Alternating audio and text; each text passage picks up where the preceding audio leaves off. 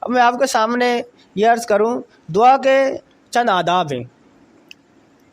جب دعا کے لیے ہاتھ اٹھائیں تو دونوں ہاتھ اٹھائیں، اور ہاتھ کو اس طرح اٹھائیں وہ سینے کے سامنے آ جائے، سینے کے سامنے آ جائے۔ دونوں ہاتھوں کے درمیان تھوڑا سا فاصلہ رکھیں، نہ ہاتھوں کو بالکل ملائیں، نہ دونوں کے درمیان زیادہ فاصلہ رکھیں۔ سمجھ آ رہی ہے بات؟ دونوں کو ملانا نہیں ہے، تھوڑا فاصلہ رکھنا ہے۔ اب جیسے ہم ہاتھ اٹھاتے ہیں ایسے، بعض لوگ بالکل ایسا کر لیتے ہیں، ایسے نہیں ہے، تھوڑا سینے کے سامنے، کندھے سے بہت نیچے نہ ہو، کندھے سے بھی نیچے نہ ہو، ویسے نیچے کر لیتے نا، نہیں، سینے کے سامنے ہو، تھوڑا سا فاصلہ ہو، دونوں ہاتھ ملا ہوا نہ ہو نا، تھوڑا سا فاصلہ ہو درمیان میں، اور اللہ سے مانگے۔ اب چاہے کوئی یہ کہہ رہا ہو کہ بھائی یہ تو تم مانگ رہے ہو تو بیچ میں سے نکل جائے گا، بس بولتے ہیں نا، یہ بھی دونوں ہاتھ الگ الگ ہے، بیچ میں خلا ہے، بیچ میں سے نکل جائے گا، وہی نہیں نکلے گا۔ یہی دعا کا آداب ہے، یہی دعا مانگنے کا آداب ہے۔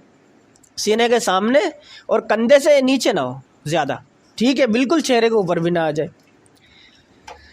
اچھا، پھر شروع میں اللہ جل شانہ کی حمد و ثنا بیان کریں، پہلے اللہ کی حمد بیان کریں، اس کے بعد نبی پاک صلی اللہ تعالی وسلم پر درود بھیجیں۔ یہ دعا کے آداب میں سے درود بھی کون سا سب سے افضل ہے؟ وہ درود ابراہیمی۔ اب بولے گا یہ کون سا ہے؟ نماز والا۔ کون سا ہے؟ نماز والا۔ ورنہ کوئی سا بھی پڑھ سکتے ہیں، لیکن افضل یہی۔ اس کے بعد خوب گڑ گڑا کر اللہ سے دعا کریں، اور دعا کے آخر میں آمین کہہ کر درود شریف پڑھ کر دعا ختم کریں، اور دونوں ہاتھوں کو چہرے پر پھیر لیں، چہرے پر پھیر لیں۔ دعا کے لیے ہاتھ اٹھایا آپ نے پہلے کیا پڑھنا ہے؟ اللہ کی حمد و ثنا بیان کرنا ہے۔ کچھ بھی نہیں آتا الحمدللہ کہہ دیں، یہ بھی نہیں آتا سورہ فاتحہ تو یاد ہوتا ہے، الحمدللہ اعوذ باللہ من الشیطان الرجیم بسم اللہ الرحمن الرحیم الحمدللہ رب العالمین الرحمن الرحیم مالک یوم الدین ایاک نعبد و ایاک نستعین، اتنا پڑھ لیں۔ پھر درود شریف پڑھ لیں، پھر کیا کریں؟ درود شریف پڑھ لیں، پھر دعا مانگیں، پھر دعا مانگیں، پھر دعا مانگیں، اور دعا مانگتے ہوئے رونے کی کوشش کریں۔ کیا کوشش کریں؟ رونے کی۔ اچھا، رونا نہیں آئے تو رونے کا چہرہ ہی بنا لو، رونے کا چہرہ ہی بنا لو۔ اللہ کو بڑا پسند ہے، اللہ کو بڑا پسند ہے، رونے کا چہرہ ہی بنا لو۔ اچھا، اور پہلے اپنے لیے دعا مانگو۔ بعض لوگ سمجھتے ہیں پہلے دوسروں کے لیے دعا مانگو نا، نہیں، آداب یہ ہے پہلے اپنے لیے مانگو، پھر دوسروں کے لیے مانگو، پھر دوسرے کے لیے مانگو۔ اور دوسری کے لیے مانگنے کا بڑا فائدہ ہے۔ فرماتے ہیں جو آدمی کہتا نا میرا فلاں کا یہ کام ہو جائے، تو فرشتہ کہتا ہے یا اللہ اس کا کام بھی کر دے، فرشتہ آمین بولتا ہے اس پر۔ تو دوسروں کے لیے مانگنا چاہیے نا، دوست احباب رشتہ داروں کے لیے مانگنا چاہیے۔ ایک لطیفہ یاد آ گیا، ایک صاحب تھے، وہ دعا مانگتے تھے تو کہتے تھے میرا فلاں دوست کا دوسری شادی کرا دے، یا اللہ میرے فلاں دوست کا دوسری شادی کرا دے۔ اب بیگم روز سنتی، مستورات سن رہی ہوں گی ابھی، بیگم روز سنتی یہ فلانے کے لیے روز دعا کرتا ہے، تو بیگم نے کہیں سے سن لیا یہ بات کہ جو دوسروں کے لیے مانگتا نا پہلے وہ دعا اس کے حق میں قبول ہو جاتی ہے، اس کے حق میں قبول ہو جاتی ہے۔ بیگم نے پکڑ لیا، آج کے بعد یہ دعا نہیں کرنا تم فلانے کے لیے۔ اب میں سمجھ گئی ہوں اصل مسئلہ کیا ہے، تمہیں یہ بولتے ہو ڈر لگ رہا ہے اللہ میری دوسری شادی کرا دے، اس لیے تو دوسرے کے لیے دعا مانگ رہا ہے۔ تو دوسرے کے لیے مانگنے میں فائدہ ہے، یہ لطیفہ ہے، لیکن یہ حقیقت ہے۔ جب آپ دوسرے کے لیے دعا مانگتے ہیں فرشتہ آپ کے حق میں بھی اس دعا کو کہتا ہے اور آمین کہتا ہے۔ تو یہ چند باتیں دعا کے آداب سے متعلق۔ اللہ اکبر کبیرہ۔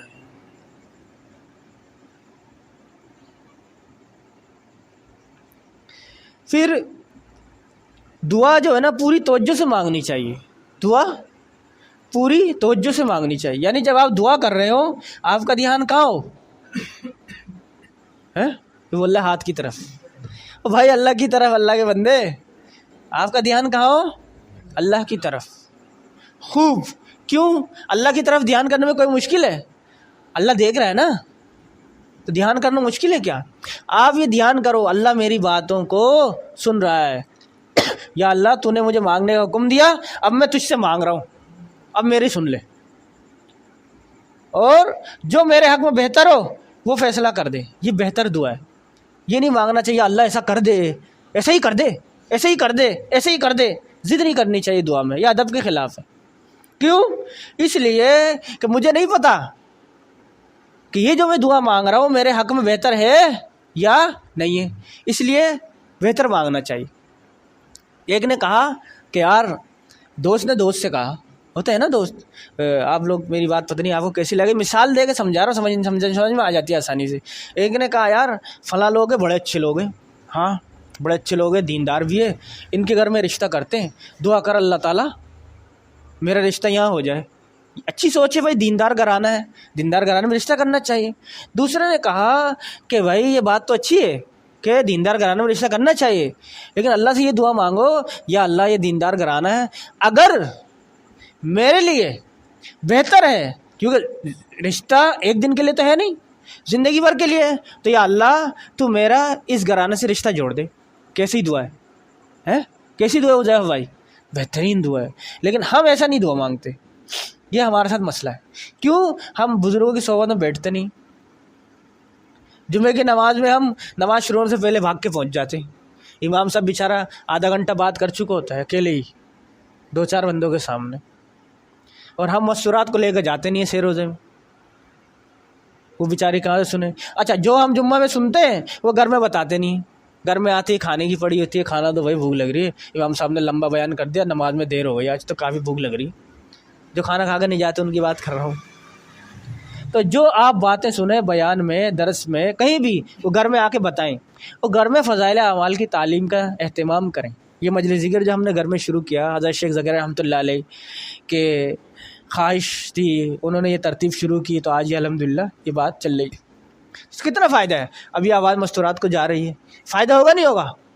تو اس کا اہتمام کرے، خود بھی اپنے دوست احباب پر محنت کرے، ان کے اب یہ سلسلہ ہو، اگر اللہ توفیق دے، جگہ کا بندوبست ہو، آپ لوگ یہ اہتمام کریں، اپنے رشتہ داروں کی مستورات کو بلا لیں، ان کو بھی فائدہ ہو جائے۔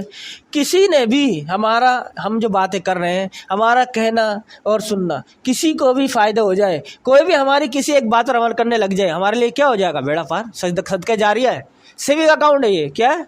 سیونگ اکاؤنٹ، بہت نفع کا سودا ہے، بہت زیادہ نفع کا سودا ہے۔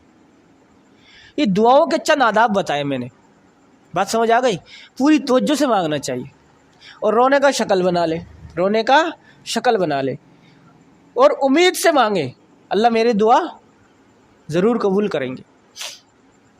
اب سوال یہ ہے کہ بعض دفعہ ہم دیکھتے دعا تو مانگتے ہیں لیکن اثرات نظر نہیں آتے، تو اس کا مطلب کیا دعا قبول نہیں ہوئی؟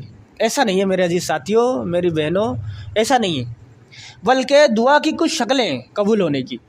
میں نے جیسے آپ سامنے عرض کیا، ہمیں نہیں پتہ یہ میرے حق میں بہتر ہے یا نہیں۔ دیکھو دعا قیامت کے دن فرماتا ہے جب انسان حاضر ہوگا نا، اس کو بہت سارے نیک اعمال دکھائے جائیں گے، آواز جا رہی ہے اندر صحیح؟ اس کو بہت سارے نیک اعمال دکھائے جائیں گے، وہ کہے گا یہ تو میرا اعمال نہیں ہے، وہ کہے گا نہیں ایسا نہیں ہے، یہ آپ کا ہی ہے، تو فرشتے سے کہے گا، فرشتوں سے کہا یہ آپ کا ہی ہے، وہ کہے گا کیسے؟ کہا تم دعا مانگتے تھے؟ ہاں مانگتا تھا۔ تم اس کا اثرات نہیں دیکھتے تھے کہ قبول ہوئی یا نہیں ہوئی، لیکن اللہ سے امید رکھتے تھے، کہا ہاں، کہا یہ وہی دعا ہے جو تمہارے لیے کیا محفوظ کر کے رکھ لیا، جیسے راشن آدمی رکھ لیتا نا محفوظ کر کے، برے وقت میں کام آئے گا، اب کام آ رہا اس کے۔ اس وقت انسان کہے گا کاش میری ایک بھی دعا قبول نہیں ہوتی، اور آج ہم کیا کر رہے ہیں؟ دعا قبول نہیں ہو رہی۔ اس وقت کیا کہیں گے؟ کاش نہیں ہوتی۔ آج کوئی کہتا ہے میری دعا قبول نہ ہو، اس وقت کہے گا، حدیث کے الفاظ ہے جو میں نے آپ کے سامنے نقل کی۔ دوسری صورت کیا ہے؟ دوسری صورت یہ کہ آپ نے دعا تو کی کہ فلاں کام ہو جائے، لیکن اللہ تعالیٰ بہتر جانتے ہیں کہ فلاں کام کے آپ کا نفع نہیں ہے، آپ کا فلاں کام بھی بگڑا ہوا ہے، وہ کام ہو جائے تو آپ کے لیے فائدہ ہے، تو اللہ تعالیٰ نے وہ کام کر دیا، لیکن آپ کا ذہن کہاں ہے؟ اسی طرف ہے۔ مثال کے طور پہ آپ نے دعا کی اللہ میرے آنکھ کی بینائی تیز ہو جائے، میرا چشمہ 2 نمبر سے 1 نمبر ہو جائے۔ عجیب دعا مانگ رہا ہے بھائی، ایسا دعا مانگ چشمے اتر جائے، بول رہا 1 نمبر ہو جائے۔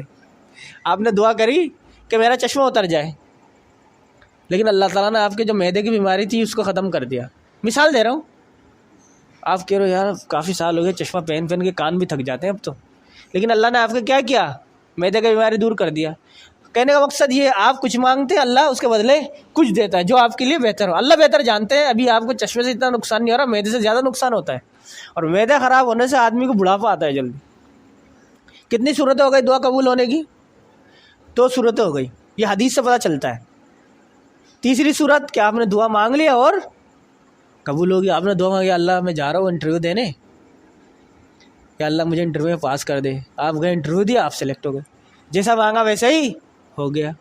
3 صورتیں ہو گئی. ایک یہ کہ دعا آپ کے لیے قیامت کے دن کے لیے محفوظ رکھ لیا جائے گا. ایک یہ کہ آپ کچھ مانگیں گے اللہ سے, لیکن اللہ تعالیٰ بہتر جانتے ہیں آپ کے لیے بہتری کیا ہے, اللہ تعالیٰ آپ کا دوسرا کام کر دیں گے. ایک صورت یہ آپ نے جو مانگا اللہ نے وہی دے دیا, وہی دے دیا. بات سمجھ آ گئی؟ تو یعنی کہ ایسا ہے کہ کسی کی دعا قبول نہیں ہوتی ہو؟ کیا سمجھ آئی؟ ایسا ہے؟ ایسا نہیں ہے. بلکہ حدیث میں آتا ہے جب تک انسان یہ نہیں کہتا کہ میری دعا قبول نہیں ہوتی, اس وقت تک اللہ تعالیٰ اس کی ہر دعا کیا کرتے ہیں؟ قبول کرتے. ہر دعا اس کا اللہ تعالیٰ قبول فرماتے. اب آپ کے سامنے چند اور معروضات درج کر دوں کہ دعائیں کب کب قبول ہوتی ہیں. ایسا بھی ہے, دعائیں کب کب قبول ہوتی ہیں. ہر نیک عمل کے بعد دعا مانگنی چاہیے. بارش ہو رہی ہو دعا قبول ہوتی ہے. تہجد کے وقت, سحری کے وقت دعا قبول ہوتی ہے. باوضو سو جائیں, جیسے ہی آنکھ کھلے دعا مانگ لیں, دعا قبول ہوتی ہے. صحیح ہے. اسی طرح اذان ہو, اذان کے بعد فرض نماز کھڑی ہونے سے پہلے دعا قبول ہوتی ہے. فرض نماز سے پہلے سنت اور فرض نماز کے درمیان دعا قبول ہوتی ہے. فرض نماز کے بعد دعا قبول ہوتی ہے. ہر عبادت کے بعد دعا قبول ہوتی ہے. اسی طرح اور بھی مخصوص چیزیں جہاں دعائیں قبول ہوتی ہیں, جیسے حرم میں دعا قبول ہوتی ہے, مسجد نبی میں دعا قبول ہوتی ہے. اسی طرح بہت سی جگہیں بھی ہیں جہاں دعائیں قبول ہوتی ہیں. تو آپ مجھے بتائیں کہ آپ کو یہ پتہ تھا کہ جو میں نے بتائی اوقات دعائیں قبول ہونے کی؟ بارش کتنی ہو رہی ہے, ہم دعا مانگتے ہیں, مانگنا چاہیے. اور اسی طرح شب برات ہے, شب قدر ہے, رمضان ہے, افطار کا وقت ہے. رمضان کا تو ایک دعا ہر کسی کی قبول ہوتی ہے, دعا قبول ہوتی ہے. اسی طرح جمعے کے دن ایک وقت ایسا ہے کہ دعا قبول ہوتی ہے. اس پر علماء کے مختلف اقوال ہیں. بعض کہتے ہیں یہ جو قبولیت کا وقت ہے نا, یہ ہے جب امام صاحب ممبر میں خطبہ دیتے ہیں نا, عربی میں خطبہ, ایک خطبہ دے کے بیٹھتے ہیں, پھر دوسری خطبہ دیتے ہیں, درمیان میں جو وقفہ ہوتا ہے 10 سیکنڈ 5 سیکنڈ 1 منٹ 2 منٹ ہوتے ہیں, امام صاحب کے اوپر کتنی دیر بیٹھتے ہیں, اس دوران دعا قبول ہوتی ہے. لیکن اس دوران دعا مانگنے کے لیے ہاتھ نہیں اٹھا سکتے, زبان نہیں ہلا سکتے, دل میں مانگنا پڑے گا. یہ آداب میں لکھا ہے, کیونکہ یہ خطبہ کے وقت کچھ بھی نہیں کر سکتے آپ, ٹھیک ہے. اور بعض کہتے ہیں کہ نہیں, بلکہ یہ جو قبولیت کا وقت ہے نا وہ مغرب سے بالکل پہلے کا وقت ہے, یعنی عصر کا وقت ختم ہونے والا ہو, مغرب کا شروع ہونے والا ہو. غروب آفتاب سے 10 منٹ پہلے 15 منٹ پہلے سے یہ وقت شروع ہو جاتا ہے. تو ہمیں اس وقت دعا مانگنی چاہیے. اب 2 باتیں ہو گئی, یہ تو طے ہے ایک دعا جمعے کے دن ایک وقت ایسا ہے دعا قبول ہوتی ہے. اب مسئلہ یہ کون سا وقت ہے, ہمیں پتہ چلا کتنے وقت, 2 وقت پتہ چلا. ایک جمعے کے خطبے کے درمیان, دونوں خطبے کے درمیان, ایک عصر ختم ہوتے مغرب سے کچھ دیر پہلے. تو اس وقت ہمیں اہتمام کرنا مشکل ہے, دونوں وقت کر سکتے ہیں. جمعے کی نماز پڑھتے ہی ہیں, صحیح خطبے سے پہلے پہنچ جاتے ہیں, امام صاحب خطبے کے لیے کھڑے ہو گئے, جیسے خطبے کے سے درمیان بیٹھے, دل میں دعا مانگ لیا. ایک وقت آپ نے کر لیا, قبولیت کا وقت ہے. کہتا ہے نہیں اس وقت نہیں ہوا, عصر میں ہوگا. چلو مغرب سے 10 منٹ پہلے بھاگ گئے مسجد, مغرب سے 10 منٹ پہلے دوڑ لگائی, مسجد پہنچ گئے, وضو کر کے مسجد میں بیٹھ گئے, اللہ سے لو لگا کے ذکر اذکار میں لگ گئے, دعا مانگنے لگ گئے. دونوں وقت آپ نے پا لیا, دعا کیا ہوا؟ دعا قبول ہو گئی. دعا اب سے بچ کے جا ہی نہیں سکتا, آپ اس کو پکڑ کے قبول کرا لیں گے, کیونکہ آپ نے دونوں وقت پکڑ لیا. اب بتاؤ تیسرا وقت تو بتایا نہیں, ظاہر ہے پھر کیا ہو گیا, آپ کی دعا قبول ہو گئی. اب وہ اللہ تعالیٰ کس شکل میں آپ کو دیتے ہیں اس کا بدلہ یہ کون جانتا ہے؟ اللہ ہی جانتے ہیں. تو اس میں کوئی نقصان ہے؟ تو ہمیں دعاؤں کا خوب اہتمام کرنی چاہیے. دعا مومن کا ہتھیار ہے, دعا سے آدمی محفوظ ہو جاتا ہے. آخری بات یہ ہے مسنون دعاؤں کا خوب اہتمام کریں. مسنون دعاؤں کو پڑھنے سے آدمی بہت سی چیزوں سے بچ جاتا ہے. صبح شام کی دعائیں پڑھیں آپ اہتمام سے, نہ آپ کو کوئی چور لوٹے گا, نہ آپ کا موبائل چھین سکتا ہے کوئی, نہ کوئی کچھ کر سکتا ہے. دعاؤں کا اہتمام کریں. سوتے وقت کی دعا, کھانے کی دعا, کھانے کے بعد کی دعا ہے, مسجد میں داخل ہونے کی دعا, مسجد سے نکلنے کی دعا. یہ جو بیت الخلاء جاتے ہیں, بیت الخلاء جاتے وقت اور باہر آتے وقت دعاؤں کا بہت اہتمام کرنی چاہیے, کیونکہ ناپاک جگہ ہے. خصوصاً خواتین کو اہتمام کرنا چاہیے، بیت الخلاء جاتے وقت دعا پڑھ کے جائے، بعد نکلے تو دعا پڑھیں، دوپٹہ کے بغیر بیت الخلاء میں نہ جائیں۔ یہ جو مستون دعائیں ہیں اس میں راز ہے کہ اللہ نے ایسے ہی مقرر نہیں کر دیا، آپ صلی میں ایسے ہی نہیں فرما دیا۔ آپ ترجمہ پڑھ لیں، آپ کا اندازہ ہو جائے گا، آپ کو اندازہ ہو جائے گا۔ اب بات یہ ہے دعا عربی میں مانگنا چاہیے اردو میں؟ جو آپ صلی اللہ علیہ وسلم سے دعائیں منقول ہے عربی میں، ان کو عربی میں پڑھنا افضل ہے، کیونکہ وہ آپ صلی اللہ علیہ وسلم کا الفاظ ہیں، اس میں قبولیت کی امید زیادہ ہے، بلکہ وہ دعائیں کیا ہے؟ مقبول ہے۔ ٹھیک ہے، اب اس کے ایک صورت یہ ہے کہ آپ اس کا ترجمہ بھی یاد کر لیں، پھر تو آپ کو مسئلہ نہیں ہے۔ اب عربی میں آپ نے دعا تو یاد کر لی، ترجمہ صحیح سے یاد نہیں ہے، تو آپ نے عربی میں آپ نے دعا پڑھ لی، اس کے بعد اپنی زبان میں مانگ لیں اللہ تعالیٰ سے۔ اردو میں مانگنا اردو میں مانگیں، پنجابی میں مانگنا پنجابی میں، سرائکی میں مانگنا سرائکی میں، بنگالی میں مانگنا بنگالی میں، جس زبان میں مانگے اللہ تعالیٰ سنتا ہے۔ اور اسی طرح جو اللہ تعالیٰ کے 99 نام ہے نا، ان کو پڑھنے کے بعد جو بھی دعا کی جائے اللہ تعالیٰ قبول فرماتے ہیں۔ اسی طرح بہت سی مخصوص دعائیں ہیں جن کو پڑھنے کے بعد دعا مانگنے سے اللہ تعالیٰ دعا قبول فرماتے ہیں۔ تو آپ کو یہ بات سمجھ آ گئی ہوگی دعا کی کتنی اہمیت ہے شریعت میں، اور دعا ہمیں کتنا زیادہ اہتمام سے مانگنا چاہیے۔ آپ کو پتہ ہے آج کل بارشیں ہو رہی ہیں، بہت سے ہمارے علاقے، شہر اور بستیاں بے گھر ہو گئی ہیں، اجڑ گئی ہیں، سیلاب میں بہہ گئے ہیں، لوگ شہید ہو گئے، گم ہو گئے، تو آپ ان کے لیے خصوصی دعا کریں، اپنی دعا میں ان کو ضرور یاد رکھیں۔ اللہ تعالیٰ مجھے بھی آپ کو بھی کہنے سننے سے زیادہ عمل کی توفیق عطا فرمائے۔ وآخر دعوانا ان الحمد للہ رب العالمین۔